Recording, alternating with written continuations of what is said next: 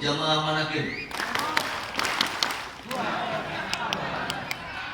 Hidup Abah Yai Junaidi Al-Baghdadi. Assalamualaikum warahmatullahi wabarakatuh.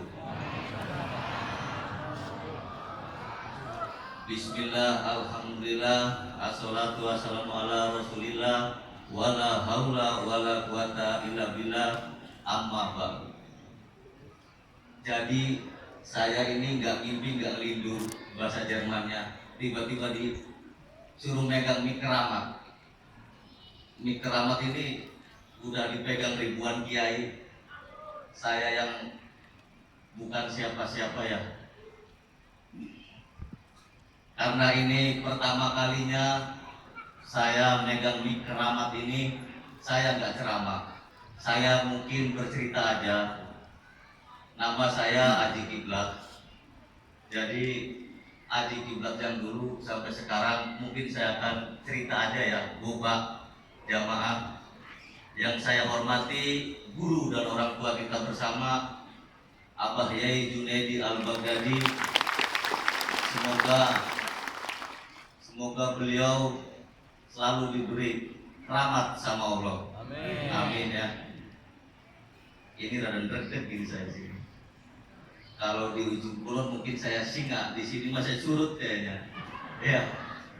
Jadi Aji Kiblat yang dulu 2006 yang lalu, abang saya itu selalu ngajak saya, daripada kamu nongkrong di kota tua, lebih baik ayo ikut Aang. Aang ini bahasa Jermannya. Apa Indramayu? Daripada kamu nongkrong di kota tua, ikut Aang ngaji. Waktu itu malam Senin di Cibitung. Kebetulan kontrakan saya itu di Gang Sahabat. 2006 kakak saya nggak mempan ngajak saya. 2007 pun nggak mempan. 2008 nggak mempan, mendingan mabuk saya. Iya, mendingan mabuk daripada ngaji. Itu hati saya pada saat itu. 2008 pertengahan ada ponakan datang dari kampung Ujung Kulon.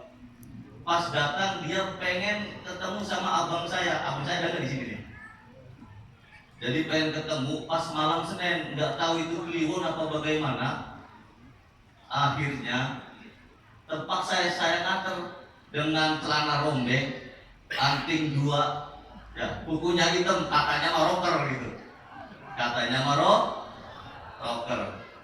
Akhirnya setelah nganter ponakan saya ketemu abang saya terjebak nggak bisa keluar lagi. Saking banyaknya jamaah dengan setelan rocker, rambut merah pada saat itu ya, rambutnya merah, pokoknya rocker banget dah. Akhirnya saya mendengarkan tuh ceramahnya, tausiahnya Abah Yai Junaidi Al-Baghdadi. Beliau itu yang saya selalu ingat. Saya nggak peduli mau kalian tukang mabok, saya nggak peduli mau kalian bertato, mau antingnya rebel, saya nggak peduli. Kalau kalian masuk ke sini bawa cinta, maka aku sanggup pula dengan cintaku kepadamu. Ya, itu pesannya ini, ceramahnya Abah Yai pada tahun 2008 yang selalu saya ingat. Pas pada saat itu saya bertato. Pun saya beranting, ya wadon dulu lanang dulu bahasa Jerman memang. Iya, disebut banci ya dulu. Ya, kok Ujung Kulon bahasanya Jawa Indramayu, orang tua saya di Indramayu. Ya, hidup orang Indramayu.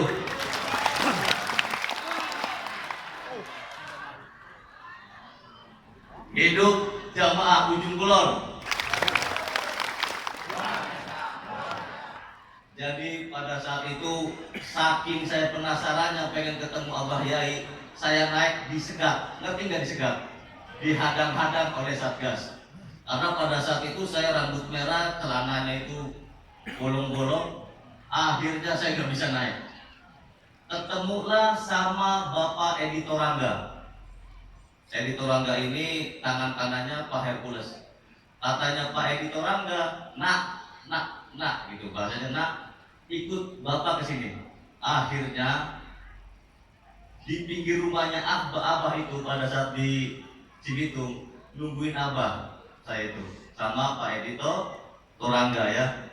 Akhirnya Abah keluar sampai subuh ngobrol sama Bapak Edito Torangga dan ada saya. Di situ Abah melihat saya, tatonya kelihatan. Katanya Abah, meskipun badanmu bertato, yang penting hatimu jangan ditato. Nah,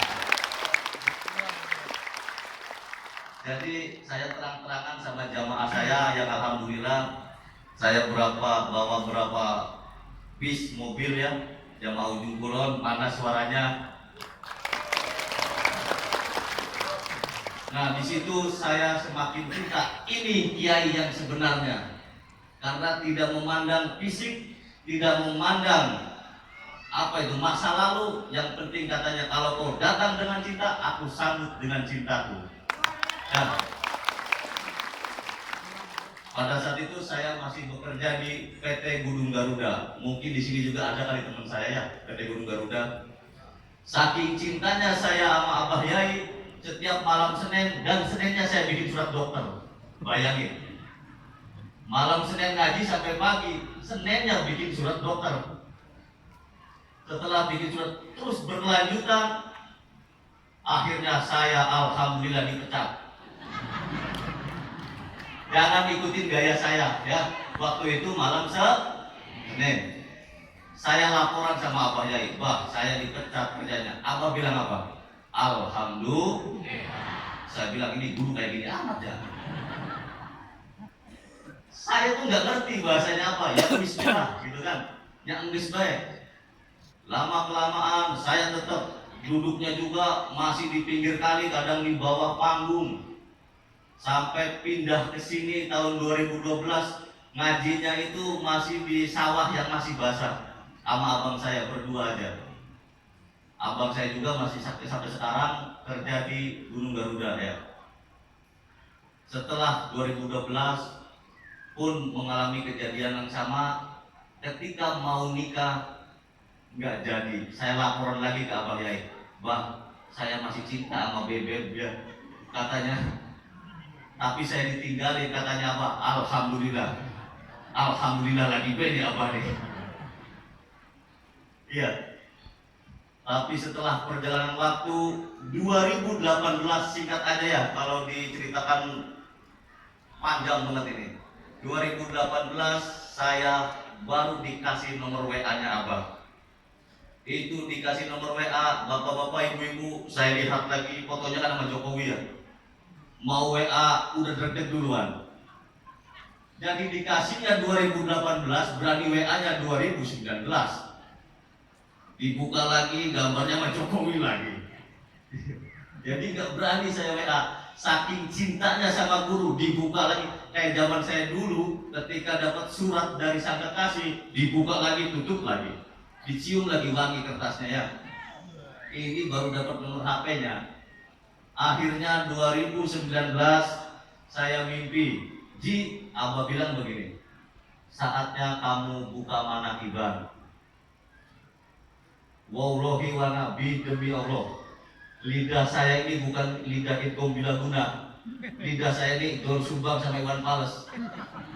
Iya, jadi untuk baca Quran itu ya belak-belekuk ya, boro-boro untuk baca Quran gitu.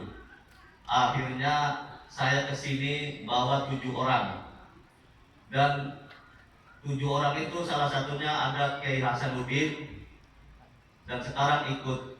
Kiai Hasanuddin ini di Sobang, di sana itu kiai yang dihormati. Dan yang anehnya lagi, dengan sebab barokahnya guru dan orang tua Abah Yai Junaidi Al-Baghdadi, Kiai Hasanuddin yang benar-benar sarjana dan mondoknya puluhan tahun, kok mengakui saya gurunya, kan aneh. Ini orang yang ada di sini. Akhirnya saya sama Abah cerita aja Bu ya, saya nggak bisa ceramah sih. Akhirnya mengikuti mimpi yang sudah Abah berikan lewat mimpi begitu ya. Ini berdek saya ini ngomong di sini. Ini jutaan orang sampai sana, ya Allah. Kalau di ujung kulon paling ratusan, di sini jutaan. Ya. Akhirnya berjalannya waktu dari 7 orang nambah. Dulu itu masih di pelataran, mending pelataran kandang embe, beneran serius. Jadi manakibahnya di bekas kandang embe, ya kayak ya, ada di sini.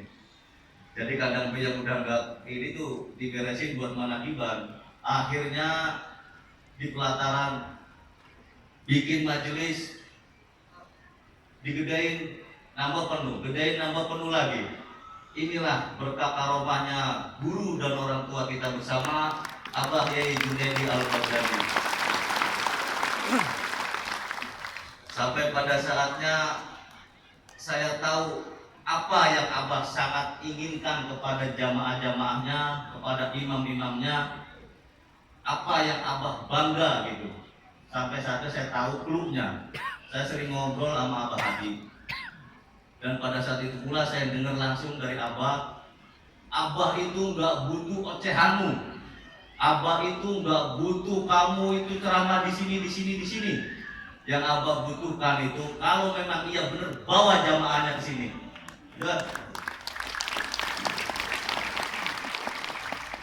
Makanya saya udah dapat clue, Abah senangnya begitu. Yang biasanya nyewa mobil bis 4 juta satu, 8 juta kayak disewa beres ya. Yang penting Abah senang barang berapa bis. Ya. Jadi begitu Bapak-bapak, Ibu-ibu. Saya ini kalau diibaratkan kendaraan mungkin hanya travel, mobil travel ya, yang membawa orang-orang, mengambil orang-orang yang akan saya bawa ke bandara yang sesungguhnya. Dan disinilah bandara itu akan saya serahkan kepada yang punya bandara. Terserah mau dibawa kemana jamaah saya. Yang pasti Abah Yai akan membawa yang terbaik untuk kalian. Ya. Jadi kalian yang di sini buat jamaah Ujung Kulon yang duduknya paling depan gitu ya.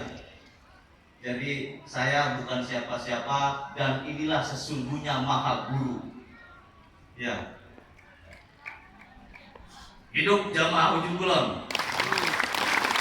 Luar biasa, luar biasa. Mungkin begitu aja Bapak-bapak, Ibu-ibu. Ini ceritaku, apa cerita kalian? Assalamualaikum warahmatullahi wabarakatuh. Waalaikumsalam.